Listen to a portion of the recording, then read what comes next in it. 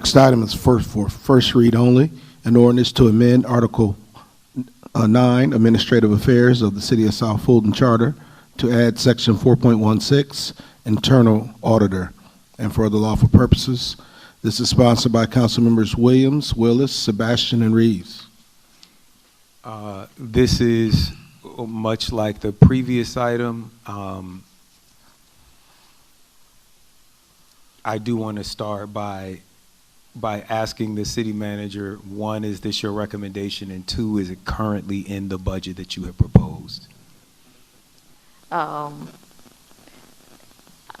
don't necessarily think it needs to be, well, I mean, I guess from models that I've seen, it's either been in the finance department or in the county manager, city manager's office.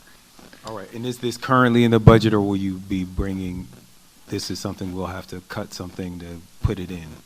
This is something we need to put into the budget, because I don't think it's in here, no.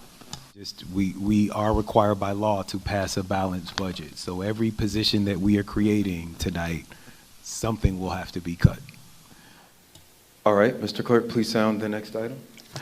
Next item is item 10, second read and request council approval of the ordinance to amend Article 9, Article 4, Administrative Affairs of the City of South Fulton Charter to add Section 4.16, Internal Auditor, and for other lawful purposes.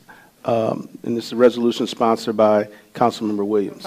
We put $150,000 in the city manager's budget to contract for an internal auditor, pardon me. There is no position or a department.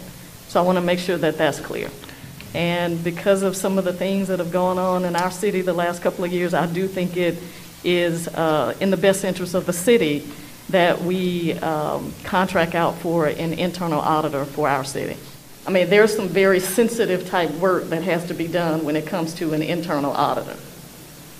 I mean, that person may even be auditing the city manager's office. That person may audit a council budget. That person may have to audit the finance department, police, fire. I just think that it would help if it was somebody that wasn't actually an employee. I like the idea that they're autonomous from us in terms of contract as opposed to being an employee of the city. That way they're not tied to anybody. They just investigate whatever needs to be investigated. Councilwoman Williams, do you have a discrepancy? I've been very clear that I wanted the position to be a permanent position for a city of this size with the budget that we have, given some of the issues that have arisen. I have not changed my position. I would like to talk about this fiscal impact statement and the executive search firm. I'm assuming, Ms. Slayton-Dixon, that the $200,000 for the position and the support staff and the office supplies and all of that that goes for the internal auditor would not cover the search firm. What might we expect the cost of the search firm to be? Because we would then need to include that in our budget amendment as well.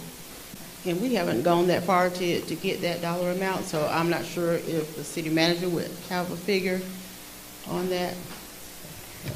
Just from past experience using search firms for director positions, it could probably be as low as $20,000 or maybe as high as $50,000.